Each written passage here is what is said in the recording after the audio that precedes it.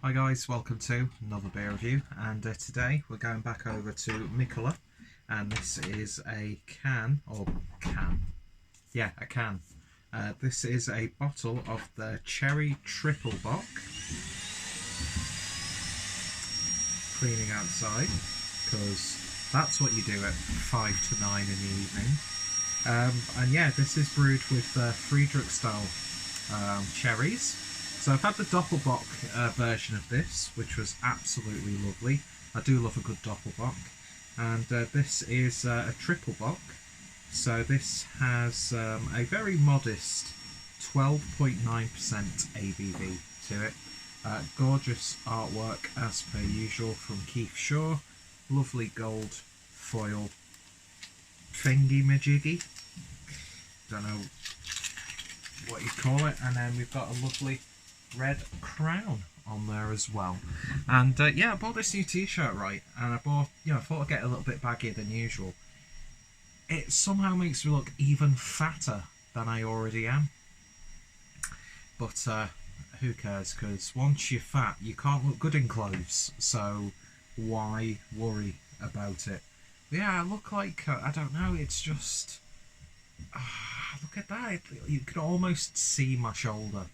But I can't bother sending them back because I'm lazy, so I might just get, next time I'm shopping, just pick up just a regular extra large.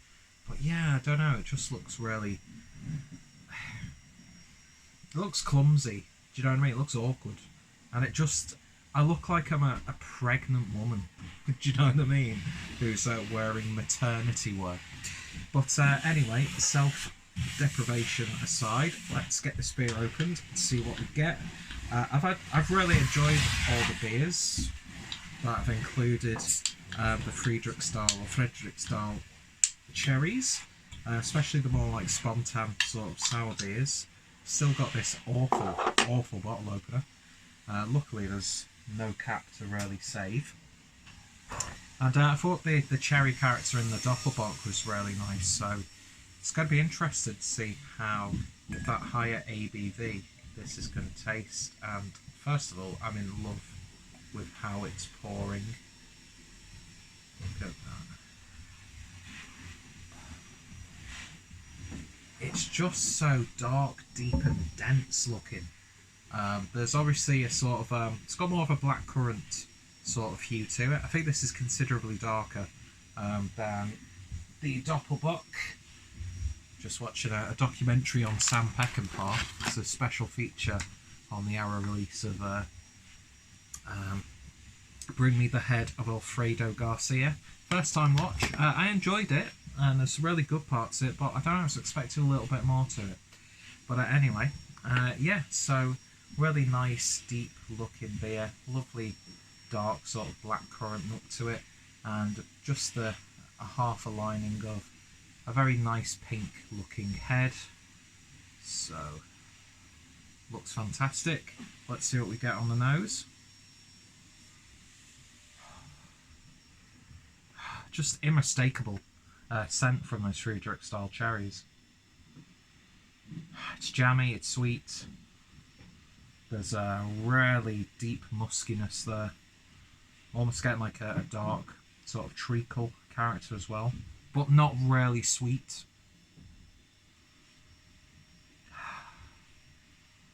You do get a slight sort of booziness. You're going to get that from a style like this at that ABV.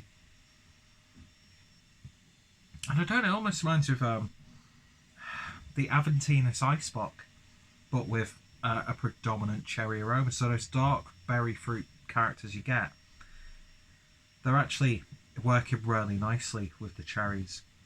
There's a boatload of them in this, you can tell from the nose.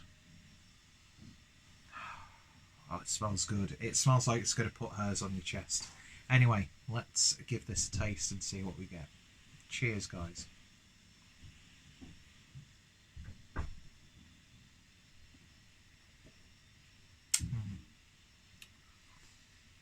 Do you know what this actually kind of tastes a bit of? It tastes like port.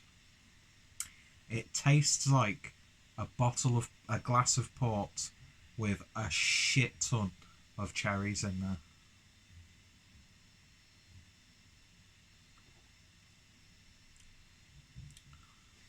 That is absolutely tremendous. There's a warmth as you drink it, but there's no harshness from the alcohol.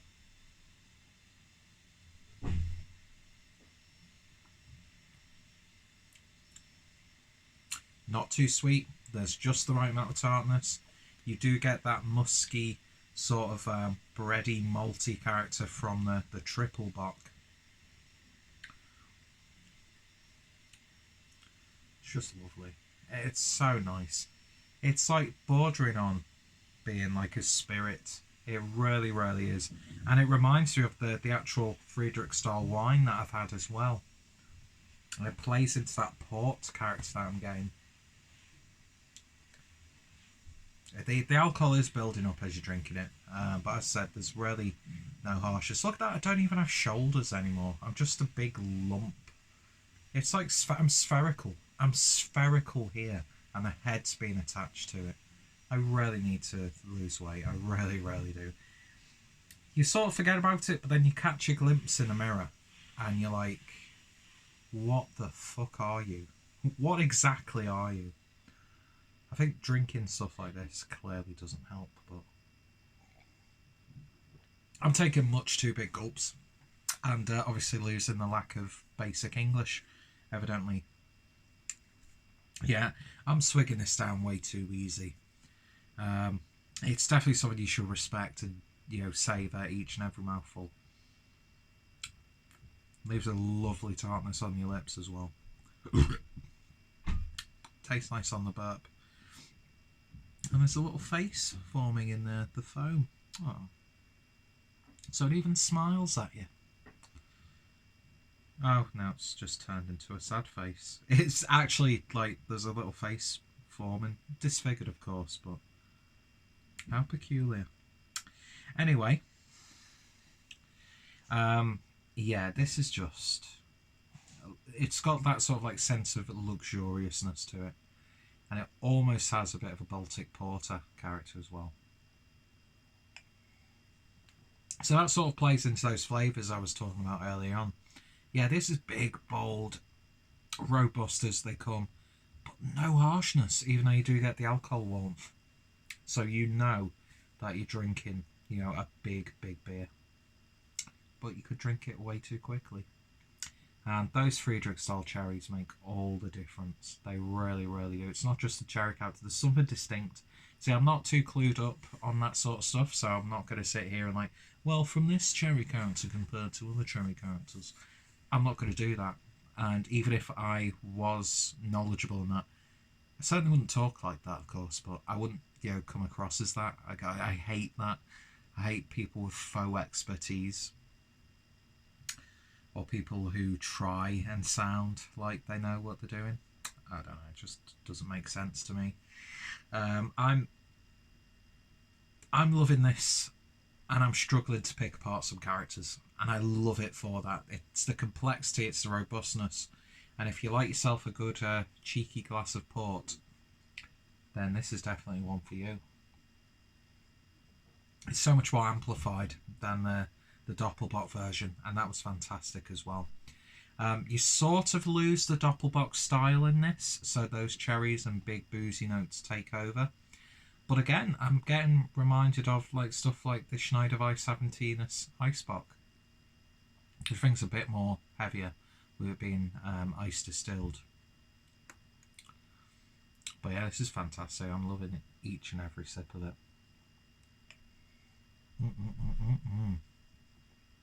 Lovely, gorgeous stuff. So to me, it's a 10 out of 10. I just love these beers. They don't come along often, and I try and keep it that way because you don't want to get used to a beer like this. Do you know what I mean? You want to be wowed by it, and it certainly does it. I mean, you do get the bock aspect there. Those dark fruits, that slight treacly character and the muskiness from the lagered style, but those cherries are just c'est magnifique. Don't know why I said that in a really bad French accent. So yeah, 10 out of 10. If you've not seen my review of the Doppelbock version of this, then just look it up on the website. Look at that. Oh my god. I should have just got an XL. Did not need to go to a double XL. Now I have to put on more weight, so this actually looks like a sensible t-shirt. It looks like I could go to sleep in it. Why am I focusing way too much on this? Who cares? Who gives a flying fuck what I wear? I do, because I've got body issues. So don't judge me. Anyway, I shouldn't joke about that, because there are some people who are really struggling with that, and it's really, really sad. And I shouldn't sound like I'm trying to take the piss, because I'm not, but then I don't want to get too serious. Yeah, the Clues Drinker beer reviews, they're just incoherent messes, but this is it's a beautiful mess. Anyway, so if you tried it, let me know your thoughts, opinions down below. Check out Mikkeller. Referral link is down below. I've got a wealthy Mikkeller playlist now, so have a look. Cheers for watching, and I shall hopefully see you all later. Cheers.